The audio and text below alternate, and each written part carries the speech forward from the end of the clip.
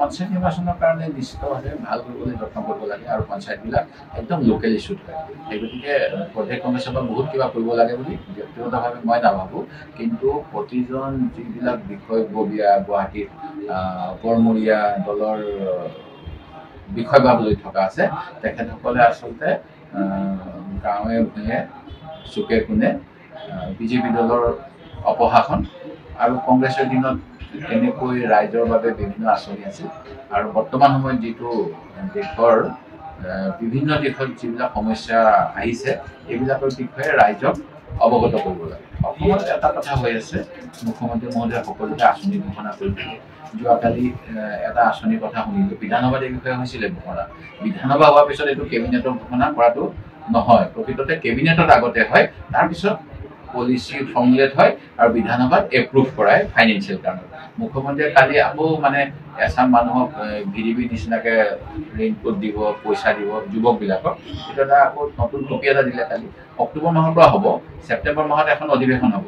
যদি এতিয়া বাজেট নাই তেতিয়াহ'লে সেইখিনি সময়ত অক্টোবৰ বুলি কৈছে ন কালি। তেতিয়াহ'লে আমাৰ কিন্তু বানপানী সময় এইটোহে, এই মাৰ্চ, এপ্ৰিল, মে, জুন, জুলাই, আগষ্ট, ছেপ্টেম্বৰ, এইখিনি সময়তহে সেই মানুহখিনিক নিয়োগ কৰিব লাগিছিল আৰু নিয়োগ কৰাৰ ক্ষেত্ৰত অলপ পলমে হৈছে।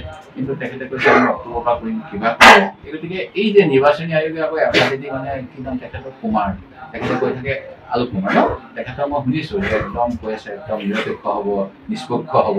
কিন্তু তেতিয়াহ'লে মই এইটো নাজানো তেওঁ এইটো কথা ঘোষণা কৰিবলৈ পাৰ্মিশ্যন লৈছিল নে নাই। যোৱাকালি এইটো এটা টোপহে, কাৰণ কৈছে যে যিমান মথাউৰি আছে তাত 15জনকৈ ল'ৰাক কিবা কিবি পইচা দিব। আজি তেনেকৈ কিমান টোপ দি থাকিব? এই টোপৰ ৰাজনীতিৰ বিপক্ষে জনগণক ক'ব লাগে, সেইটোৱে মূল কাম। ইয়াত প্ৰদেশ কংগ্ৰেছৰ প্ৰকৃততে যিসকল বিষয়ববীয়া তেখেতসকলে একদম এতিয়া গাঁৱে গুচি যাব লাগে। দিল্লীত কোনোবা লিডাৰ আহিলে ধৰক এজন বা দুজনেহে গামোচা পিন্ধাবলৈ আকৌ যোৱাৰ পৰিৱেশটো হ'ব লাগে এই সময়ত। যাতে আমি দেখিছোঁৱে, আপোনালোকে দেখিছে, আমি সকলোৱে গুচি যাওঁ দিল্লী বা কোনোবা আহিলে, কিন্তু ফিল্ডত আমাৰ মিটিংবিলাকত কিমান অবজাৰ্ভাৰ আছে, কিমান কি আছে, এইটো চাব লাগে। পঞ্চায়ত নিৰ্বাচনৰ কাৰণে নিশ্চিতভাৱে ভাল কৰিবলৈ যত্ন কৰিব লাগে আৰু পঞ্চায়তবিলাক একদম লোকেল ইছ্যুত হয়। সেই গতিকে প্ৰদেশ কংগ্ৰেছৰ পৰা বহুত কিবা কৰিব লাগে বুলি ব্যক্তিগতভাৱে মই নাভাবোঁ, কিন্তু প্ৰতিজন যিবিলাক বিষয়ববীয়া গুৱাহাটীত কৰ্মৰীয়া দলৰ বিষয়বাব লৈ থকা আছে, তেখেতসকলে আচলতে গাঁৱে ভূঞে চুকে কোণে বিজেপি দলৰ অপশাসন আৰু কংগ্ৰেছৰ দিনত কেনেকৈ ৰাইজৰ বাবে বিভিন্ন আঁচনি আছিল আৰু বৰ্তমান সময়ত যিটো দেশৰ বিভিন্ন দিশত যিবিলাক সমস্যা আহিছে এইবিলাকৰ বিষয়ে ৰাইজক অৱগত কৰিব লাগে। অসমত এটা কথা হৈ আছে, মুখ্যমন্ত্ৰী মহোদয়ে সকলোকে আঁচনি ঘোষণা কৰি থাকে। যোৱাকালি এটা আঁচনিৰ কথা শুনিলোঁ, বিধানসভাত এই বিষয়ে হৈছিলে ঘোষণা। বিধানসভা হোৱাৰ পিছত এইটো কেবিনেটত ঘোষণা কৰাটো নহয়, প্ৰকৃততে কেবিনেটত আগতে হয়, তাৰপিছত পলিচি ফৰ্মুলেট হয় আৰু বিধানসভাত এপ্ৰুভ কৰায় ফাইনেন্সিয়েল কাৰণত।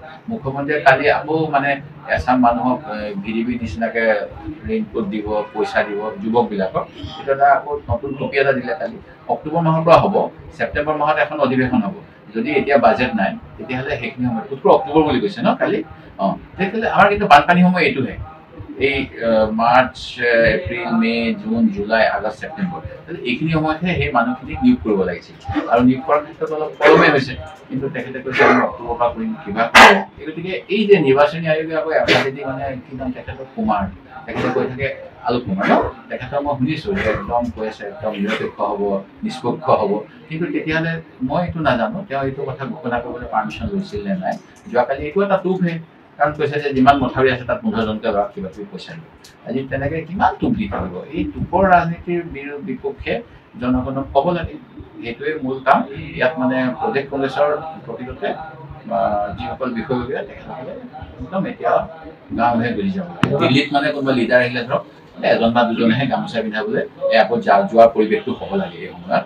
যাতে আমি দেখিছোঁৱে, আপোনালোকে দেখিছে, আমি সকলোৱে গুচি যাওঁ দিল্লী বা কোনোবা আহিলে, কিন্তু ফিল্ডত আমাৰ মিটিংবিলাকত কিমান অবজাৰ্ভাৰ আছে, কিমান কি আছে, এইটো চাব লাগে।